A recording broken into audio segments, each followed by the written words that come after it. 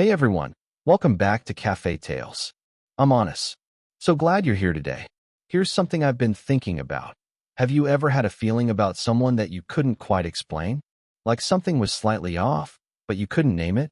Tell me about it in the comments. I read everything. And if you haven't subscribed yet, please do. It's the best way to support the channel and never miss a story. Alright, let's get into it. Chapter 1. The Fete on the Green.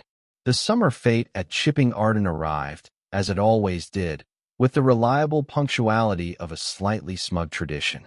Bunting appeared on the high street sometime before dawn on the second Saturday of July.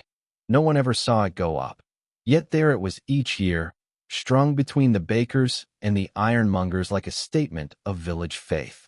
The brass band established itself near the pond and played selections from Gilbert and Sullivan with the cheerful inaccuracy that the village had come to regard as charming. Children ate things that would trouble them by evening. The vicar's wife sold jam.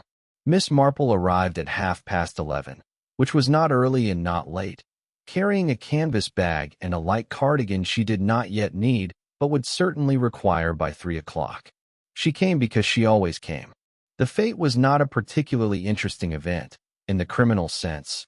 Nothing ever happened at the fete except the things that happened at all fetes. But it was useful in the way that any gathering of a community was useful to someone who had spent 70 years watching communities.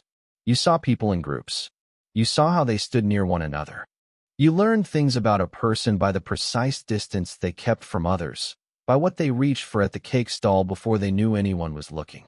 She purchased a pot of Mrs. Everett's gooseberry preserve, admired the Horticultural Society's exhibition of dahlias with the sincerity it deserved, and made her way eventually to the far end of the green, where the newer arrivals to the village, those who had lived in Chipping Arden fewer than 5 years, which was to say newcomers, tended to gather slightly apart, like plants that hadn't yet established their root systems. It was there she saw Cecily Holt and the man beside her. Cecily, she had known in the approximate way one knows everyone in a village of 1,200 souls, enough to register her as a fixture, a pleasant one. 28, perhaps 29. She worked at the estate agency on the high street and was known for being sensible in the way that people mean when they say sensible, organized, good-humored, unlikely to make scenes.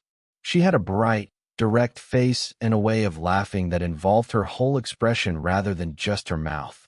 Miss Marple had always thought she would do well, given an uncomplicated opportunity. The man beside her was called. She gathered this from the conversations swirling around her before she had even drawn close. Marcus Vane. He had arrived in Chipping Arden in the spring, taken a short-term let on the Hawthorne cottage at the end of Church Lane, and set himself up as a financial consultant of some variety. He was, by any reasonable assessment, extremely good-looking. Miss Marple noted this the way she might note a first frost, as a fact about conditions relevant to what would follow. He was tall and fair-haired and wore his summer clothes with an ease that spoke of practice. He was speaking to Cecily with great attentiveness, and Cecily was listening with the particular expression of someone who has recently decided to believe in something, a slight brightness, a small holding back of full happiness, as though she didn't quite trust herself to have it yet. They were engaged, Miss Marple learned. Also from the ambient conversations, a village being its own information system. 4 months of courtship, and now a ring, and the wedding planned for October. People said it was quick, but people also said Marcus Vane was exactly the sort of man you didn't hesitate over, and these two statements coexisted without apparent discomfort. Miss Marple stood some distance away at the produce stall, examining a display of runner beans with appropriate interest, and watched. What she noticed was not dramatic. It was not the sort of thing she could have described immediately to anyone who asked. It was this: when Cecily looked away, to speak to someone who approached, to reach for a glass on the table beside her, Marcus Vane's attention did not follow her. It remained, for a fraction of a second longer than was natural, precisely where she had been, measuring the space she had left. Then his face rearranged itself with such practiced speed that by the time Cecily turned back, he was already smiling. Miss Marple bought 2 pounds of runner beans she had not intended to buy. She said good afternoon to Mrs. Everett. She walked home. She sat in her garden for a time after supper, watching the light go. The thing about the runner beans was that she'd taken them without really deciding to, which meant some part of her had wanted to leave the stall quickly, and she was not generally in the habit of quick departures. The quality of that pause, the fraction of a second when his face had been entirely still, was what she could not immediately name. She knew what it reminded her of, distantly, in the way one recognizes a species of weather before one can articulate the signs. But she did not press it. You could not press these things. They came when they were ready. She brought in the cardigan, which she had not needed until 3:15 and had thereafter needed quite badly. She went inside. Chapter 2. What the Village Saw. The following Sunday morning produced one of those mild, uncertain days that English summer occasionally offers as apology for what has come before. The sky a pale and noncommittal blue, the air pleasant but unconvinced of itself. Miss Marple attended the 11 o'clock service at St. Bartholomew's, sat in her customary pew, and paid her usual divided attention to the sermon and to the congregation. Cecily Holt was there, in the third pew from the front, and Marcus Vane beside her. He sat with the ease of a man who has attended many churches without particularly belonging to any of them.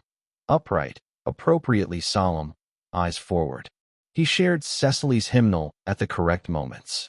He nodded in the right places during the sermon. He was, Miss Marple thought, very good at this, at the whole business of being in a place. She had known people who were good at being in places before. The observation did not necessarily mean anything alarming. Many perfectly ordinary people were socially accomplished. She reminded herself of this. After the service, in the churchyard, the village performed its habitual reorganization into conversational clusters. Miss Marple spoke to the vicar, to Mrs. Trent from the post office, to old Colonel Ashby, who had grown very deaf and now responded to most remarks with a look of affable incomprehension. She moved between these conversations in the unhurried way of a woman with no particular destination. She found herself, at one point, standing near enough to Cecily and Marcus to hear the kind of comfortable, proprietary conversation that engaged couples have in public, small decisions made aloud, small references to shared domestic life. We thought the October date.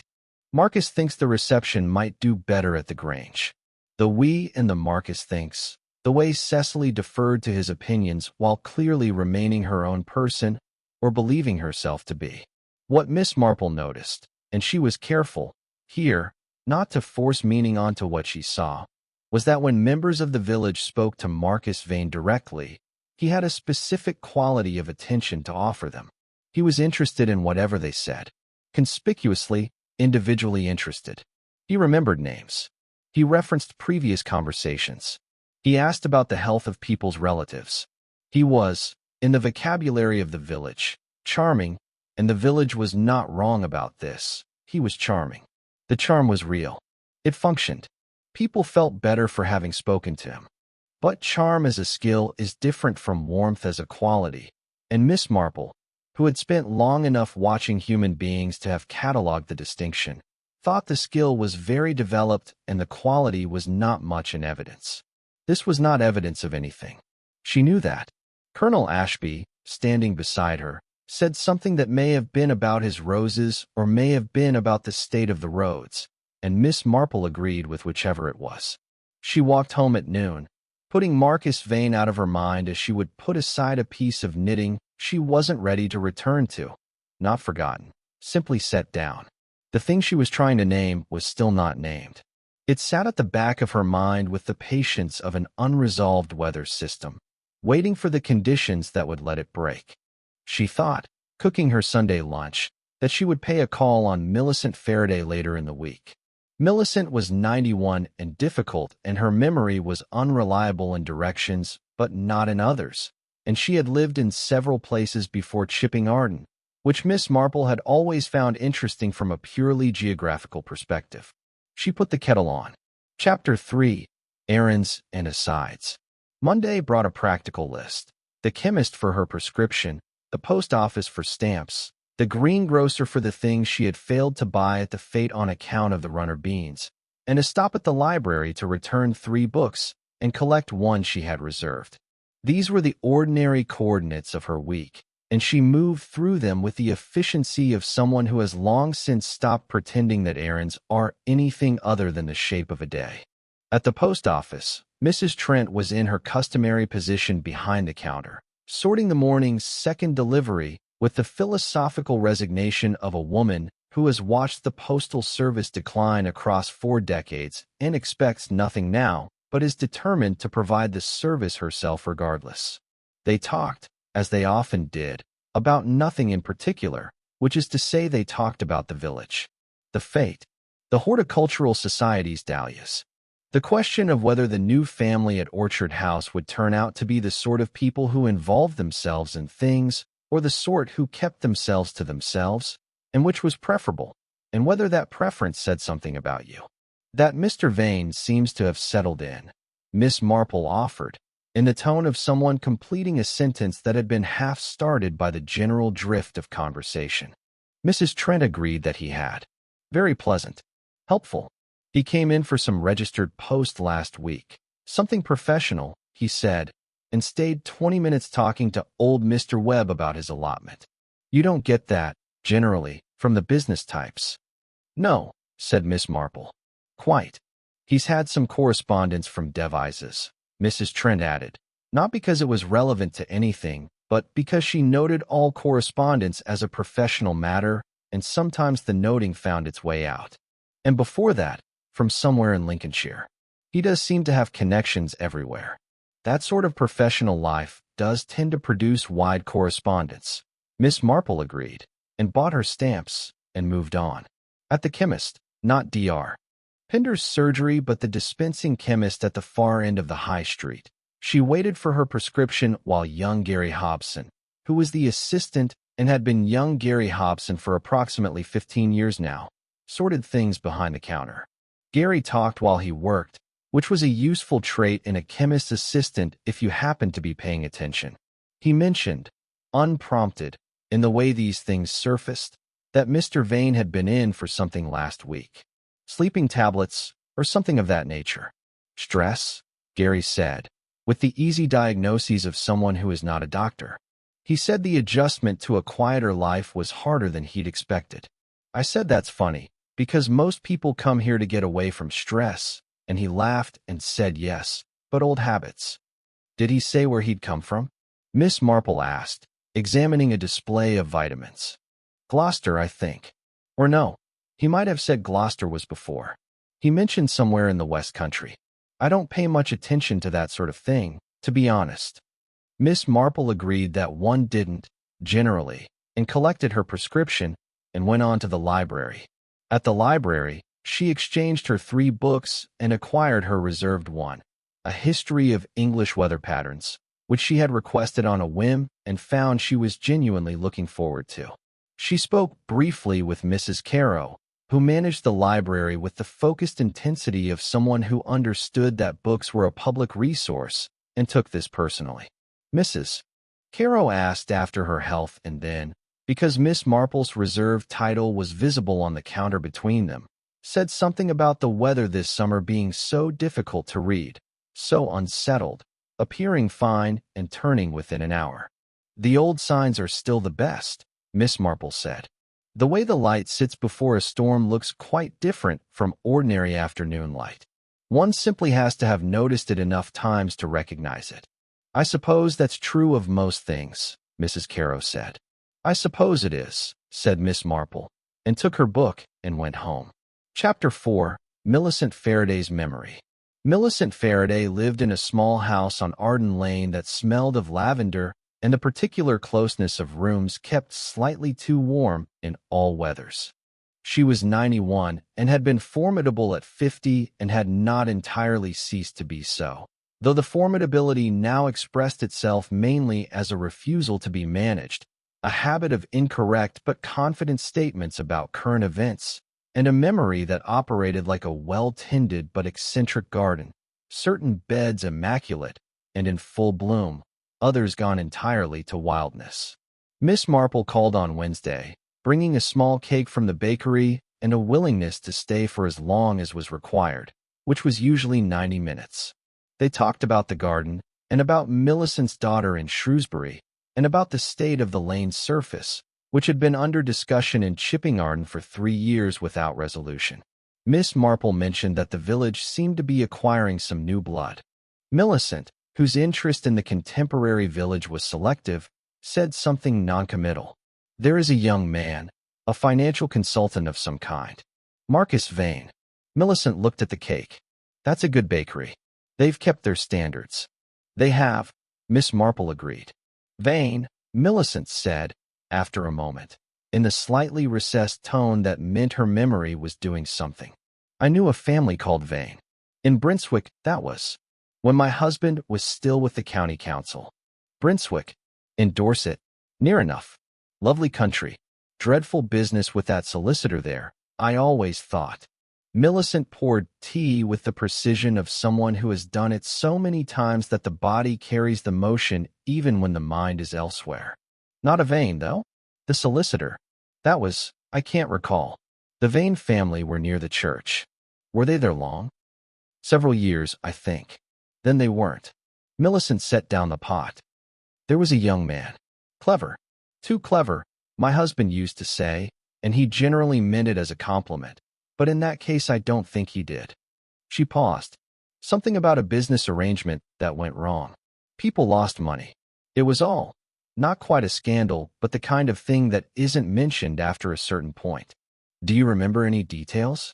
My dear, I barely remember what I had for breakfast. But I remember the feeling of it, which is sometimes more reliable. She picked up her teacup. The feeling was that everything looked entirely right, and nothing was. Miss Marple did not write this down. She never wrote things down during conversations. It changed the nature of conversations in ways she did not care for. She kept it instead. In the place, she kept such things, and drank her tea, and listened to Millicent talk about Shrewsbury for the remainder of the visit.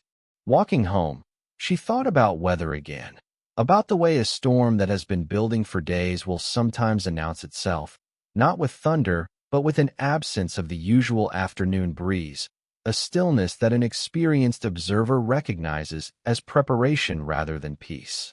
The inexperienced observer calls it a beautiful evening. The experienced observer brings in the washing. She had not yet brought in the washing, so to speak. She was not certain enough. But she was beginning to be certain that she would need to. She thought of Cecily Holt's face at the fete that held back happiness, that careful brightness. She thought of the way Marcus Vane's attention had measured the space she'd left. She thought, Gloucester, or somewhere in the West Country. Brinswick, in Dorset. Devizes, Lincolnshire. She thought, people who move frequently leave a trail, the way a weather system does. If you know where to look, you can read the path of it. The damage left is the signature. She had one more thing to do before she was ready to sit with what she knew. She needed to visit Cecily. Chapter 5. The Visit on a Pretext. The pretext was genuine, as Miss Marple's pretexts usually were.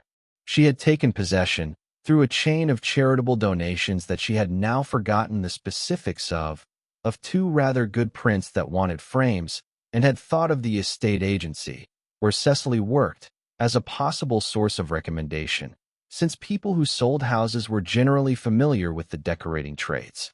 This was a reasonable errand. She undertook it on Thursday afternoon. Cecily was the only one in the office when Miss Marple arrived, which was convenient without being contrived. She looked up from whatever she was doing with the genuine smile of a woman who is glad of an interruption, which told Miss Marple something about the quality of the afternoon. They talked about framers. There was one in Cirencester that Cecily thought highly of, and one in the village itself that she was less certain about, but thought might do for smaller work. She wrote down a name and telephone number with the automatic competence of someone whose professional life consists of writing down useful information for people who need it. Miss Marple thanked her, and then let the conversation find its own direction, which it did, as conversations generally do when one person is waiting for nothing in particular. Cecily talked about the wedding, not in the breathless way of someone newly engaged, but with the considered air of a woman who is managing a moderately complex project while also managing her own feelings about it, which required a certain amount of bandwidth. The venue was the Grange, as Marcus preferred. The guest list was, well, mainly her side, since Marcus's family were mostly abroad or otherwise unavailable, which she mentioned lightly, with the particular lightness of someone who has already processed a mild concern and decided to set it aside. He came to the village alone? Miss Marple said, in the tone of someone asking nothing in particular. He moved around quite a bit with work. It does that to you. You lose the connections. It does, Miss Marple agreed. Was he somewhere locally before Chipping-Arden? Cecily thought. He mentioned somewhere in the Cotswolds last year. And before that somewhere in the West Country. I always forget which. He moves on so quickly. He doesn't really talk about the past much, which I actually like. It makes it feel like we're starting from nothing. Miss Marple asked her second question then, the only other one she permitted herself, and the financial consultancy. Does he have a practice? Offices somewhere? It's all quite flexible, he says. Most of it is done remotely now, with the right clients. He does have meetings in London sometimes. Cecily paused, almost imperceptibly. He's been very helpful, actually, with planning the finances of the wedding. He has a real head for it. He suggested we consolidate some of my savings. Better interest, he said. Clearer arrangement. Miss Marple said that sounded very practical, and that the framer in Cirencester was the sort of place that knew what they were doing with oil paintings, and thanked Cecily, and said she hoped the October date remained fine. She walked home very slowly. She sat by her window for a long time, watching the high street settle into its late afternoon rhythm. She thought about what Cecily had said without quite knowing she had said it. The savings, the consolidating, the better arrangement. She thought about Millicent Faraday's remembered feeling. Everything looked entirely right and nothing was. She thought about the correspondence from Devizes and Lincolnshire, and somewhere in Dorset, and somewhere in the West Country, whose name Cecily always forgot. She thought about a man whose family were all abroad or otherwise unavailable, who did not talk about the past, who moved on quickly. She sat until the street lamps came on. Then she got up and made herself a light supper, and washed up, and sat with her knitting for an hour without making much progress, because her mind was elsewhere. She was not yet at the resolution, but she was very close to it. She could feel it the way you feel a change in pressure before rain, the sensation of something gathering, not yet broken, waiting for the conditions to complete themselves. Chapter 6. The pattern completes itself. The recognition came on Friday morning, while she was making marmalade. This was not unusual. Miss Marple had observed, over many decades, that the mind did its best work when the hands were occupied with something requiring partial, but not full attention, something rhythmic and structured, involving a sequence of steps that had been performed so many times they required no conscious supervision. Gardening worked. Walking worked. Marmalade, with its particular demands of temperature and timing, worked especially well. She was skimming the surface of the pan and thinking about nothing specific when the pattern assembled itself. It was not a dramatic moment. The mind does not produce its best recognitions dramatically. It produces them the way a photograph develops, first a general shape, then increasing definition, until suddenly the image is completely there and was always going to be there, and the developing was simply a matter of time. She had seen this before. Not this specific man, she would not claim that, but this specific type of arrangement. She had seen it in St. Mary Mead, years ago, in the matter of a widow and a man who came from somewhere in the north and whose references were warm and numerous, and, when anyone eventually thought to verify them, either exaggerated or invented. She had seen a version of it in the village of Little Haddon, in the matter of the Finnick girl, and the man who had turned out to have 2 previous engagements in counties where he was no longer welcome. She had seen the bones of it in other places, in other configurations. In the 70-plus years, she had been paying attention to the way human beings arrange themselves in relationship to one another. The pattern had particular features, and they were not subtle, once you knew to look. A man of accomplished social manner, deployed with precision. Movement between communities at intervals, not so frequently as to attract immediate attention, but frequently enough that the trail behind him required effort to reconstruct. Family absent or unavailable, which closed off the natural verification routes. A woman who was cheerful, capable, and in possession of independent means, savings, inheritance, some solid financial foundation that she was persuaded, gradually and reasonably, to place under a different kind of management. A wedding date set before anyone had thought to look at the calendar behind them. And a quality of attention, that quality she had noticed at the fate and not yet named, that was proprietary rather than caring. The attention of someone taking stock of an asset rather than the attention of someone in love. She had seen it in faces before, the measuring stillness when the object of it looked away. She turned down the heat under the marmalade. She thought, Brinswick, Dorset. A business arrangement that went wrong. People lost money. A clever young man. Too clever in the way her late husband, Millie's husband, had not meant as a compliment. She thought, Cecily Holt, consolidating her savings into a better arrangement with a man she was going to marry in October. She thought.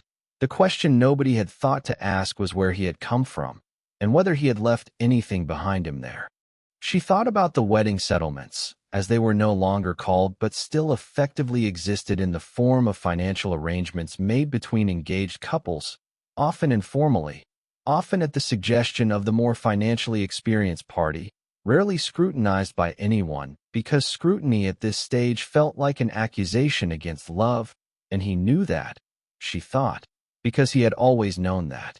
She thought of Cecily Holt's held-back happiness, her careful brightness, and felt something firm and clear settle in her chest. Not anger. She was not much given to anger, having found over the years that it was rarely the most useful emotion available. Clarity. A kind of cold, focused clarity that she had learned to recognize as the state in which she was most useful. She was useful now. She thought about what she knew and what she could demonstrate and what she could not, and about what would happen if she were wrong, which she did not think she was, but the responsible person acknowledges the possibility, and about what would happen if she were right and did nothing. She thought about who she needed to speak to. She thought about Constable. She put the marmalade into jars, sealed them properly, and left them to cool on the counter. She wrote out her note for the afternoon, a small shopping list, entirely genuine. She would need to pass the police station on her way to the chemist. She had another small errand there, and she might mention one thing to Constable in passing. She changed her cardigan. She took her canvas bag. She left the house. Chapter 7. One small thing, in passing. Constable Derek Hewitt was 26 and had been stationed in Chipping-Arden for 11 months, which was long enough for him to have developed a clear picture of the village and its relationship to law enforcement. Minor disputes, occasional traffic matters, a vandalism episode at Halloween that had been swiftly and unsatisfyingly resolved. He had arrived from a training placement in Swindon with certain notions about rural policing that had required adjustment, and he had adjusted them philosophically. He liked the village. He had begun to recognize most faces. Miss Marple's face he recognized very well, because she seemed to walk past the station with considerable regularity and occasionally, when she saw him, to have a small remark prepared. These remarks were, he had noticed, usually more interesting than they initially appeared. He had learned not to dismiss them on first hearing, which was an adjustment he had made after the third or fourth occasion and which he attributed to professional development. She passed the station at 2:15 on Friday afternoon, and he was on the steps. He had come out for a moment of air, there being something slightly inadequate about the ventilation in the office, and she saw him and paused in the way of someone who has just remembered something peripheral. Constable Hewitt. Good afternoon. Good afternoon, Miss Marple. Nice day. Reasonable, she said, with the judicial assessment of someone who maintains standards in weather as in other things. She stood on the pavement with her canvas bag and her expression of pleasant vagueness. I wondered, and this is almost certainly nothing, and I am quite sure you will have thought of it already. He waited.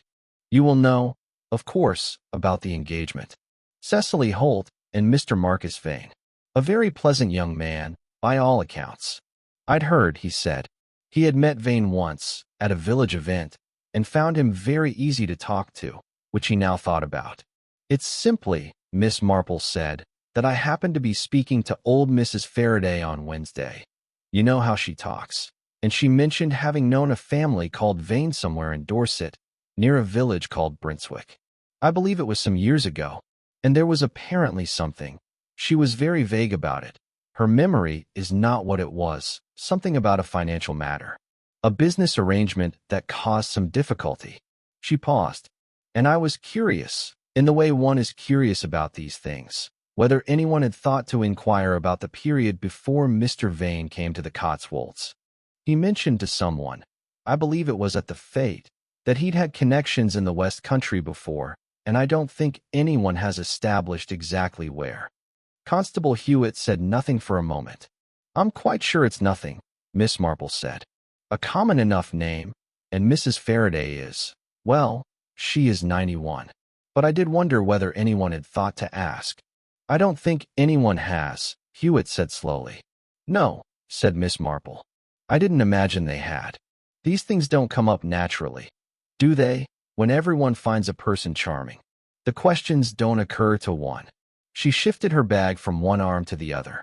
I also believe that Miss Holt may be in the process of making some sort of financial arrangement, consolidating some savings, which I mention only because, well, I mention it only because I mention it. She paused. I'm on my way to the chemist. I'm nearly out of my prescription. Right, said Hewitt. Good afternoon, said Miss Marple. She walked on. Hewitt stood on the steps for a moment, watching her proceed down the high street with her canvas bag and her cardigan and her entirely ordinary pace. He thought, financial arrangement, West Country, Brentwick, Dorset. He thought, she is 91, but she remembered the feeling of it, which is sometimes more reliable. He went back inside. He sat down at his desk. He picked up his pen, and he wrote down what she had said, in order, in the way that Miss Marple's observations seemed to require, not summarized, not processed, but in order, because the order was sometimes where the meaning was. Then he thought for a while. Then he made a telephone call to the regional constabulary, to a colleague from his Swindon training who now worked in something that overlapped with financial investigations, and described the broad shape of what he had been told. He was careful to say he was not certain any of it was significant. He was careful to say it was a preliminary inquiry. He was careful to say that a wedding was planned for October, which was still 12 weeks away, and he wondered whether 12 weeks was enough time to look into the period before the Cotswolds and the period before wherever came before that. His colleague said she would have a look. She had a way of saying have a look that managed to convey that her looks were thorough and did not take long and tended to find things. He thanked her and rang off. He sat for a moment. He thought about charming people and about how charm functioned as a kind of interference, the way certain atmospheric conditions interfere with a signal, not blocking it entirely, but distorting it enough that you can't quite hear what's underneath. He thought that it was interesting that Miss Marple had mentioned she was not certain it was relevant. In his experience, the things she mentioned not being certain about were the things she was most certain about. He noted this, too, in the margin of his notes. Chapter 8.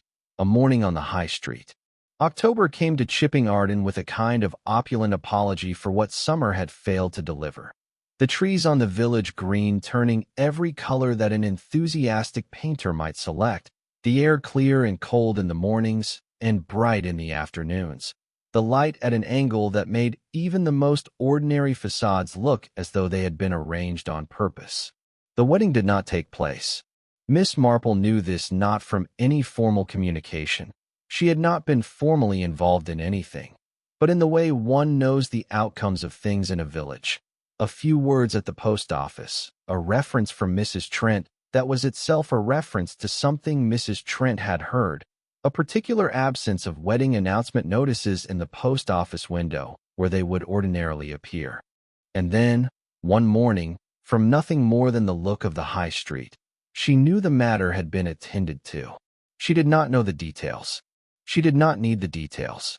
The appropriate people had looked into the appropriate things, and what they had found had apparently been sufficient, and the appropriate action had been taken, and Marcus Vane was no longer at the Hawthorne cottage. She gathered this last from Mrs. Everett, who noted the cottage had new occupants, a retired couple from Bath, very pleasant, as though the previous tenant were simply an unremarkable chapter that had been turned. What Miss Marple had heard, in the approximate version that came to her, was enough to confirm what she had believed, that the history before the Cotswolds and the history before that had turned out, under examination, to be the kind of history that explains certain patterns of behavior very clearly. That there had been other women, other arrangements, other savings consolidated into better situations that had then dissolved into something considerably worse. That the name Vane was not the only name that had been used, which accounted for certain searches having previously reached dead ends. She found, thinking about it, that she felt not satisfaction but something quieter, the clean, still feeling of a thing resolved, which was different from triumph and different from relief, and was closest, perhaps, to the feeling after a storm has passed, and the air is altered, and the damage is known, and the rebuilding can begin.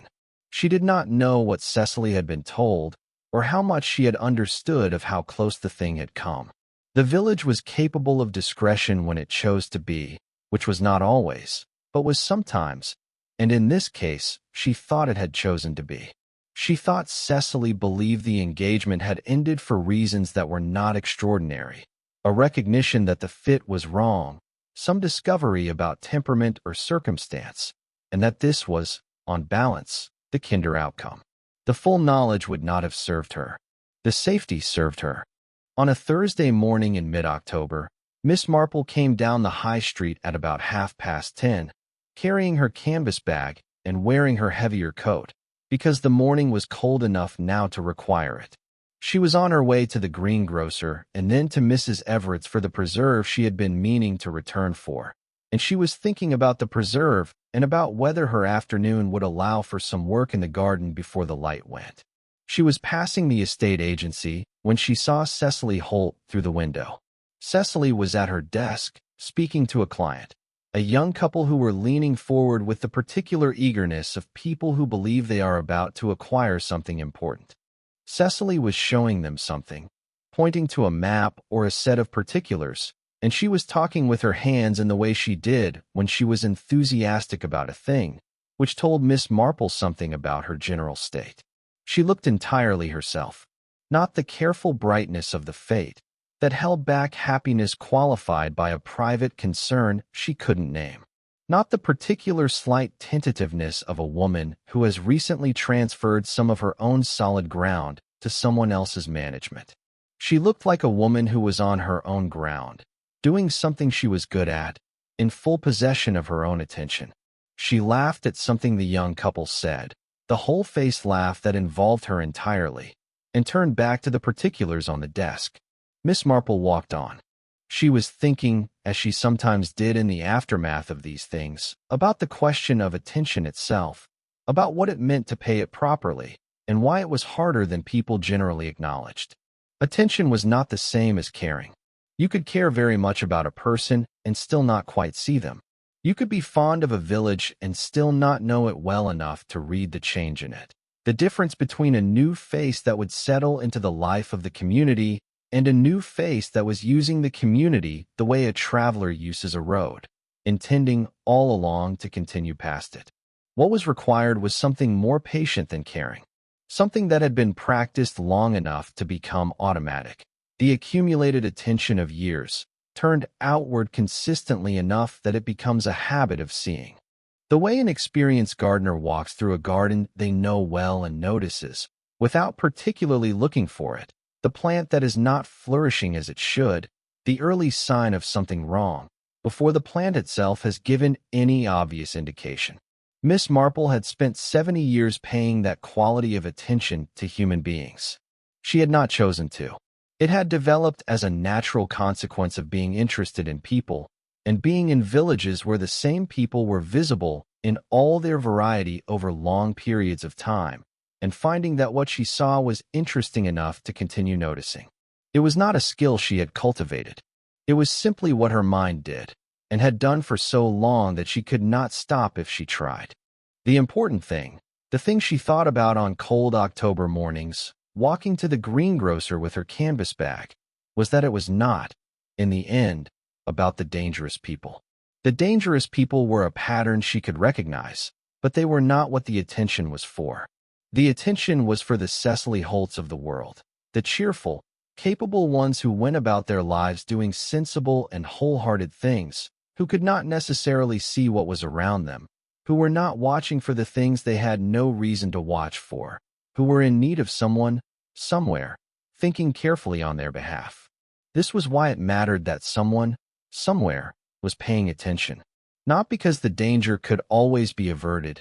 It could not always, but because the effort of paying attention was itself a form of care.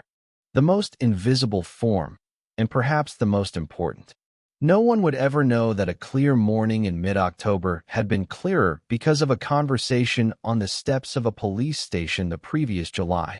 A conversation in which nothing alarming had been said by a woman on her way to the chemist who was nearly out of her prescription. Cecily Holt would never know. Miss Marple thought this was exactly right. She bought her vegetables and collected Mrs. Everett's preserve and walked back through the village in the clear October light, the trees turning their great extravagant colors overhead. The high street was quiet at this hour, its familiar faces moving between familiar destinations. She knew most of them. She knew the lives beneath the faces, or enough of them. The griefs and the habits and the small persistent kindnesses that were the actual texture of life in a community. She turned toward home. It was a very fine morning, and the preserve was good, and the garden would have enough light if she started after lunch. This was sufficient. This, today, was entirely sufficient. Thank you for listening to Cafe Tales. I'm honest. If this story settled into you the way these old village mysteries tend to do, quietly, without hurry, the way a good autumn morning does, I'd love to know. Leave a comment below. Tell me about a time you noticed something you couldn't quite name, or someone who paid attention on your behalf without you ever knowing. Those stories matter to me. Subscribe if you haven't. It keeps this little corner of the world going. I'll see you in the next one.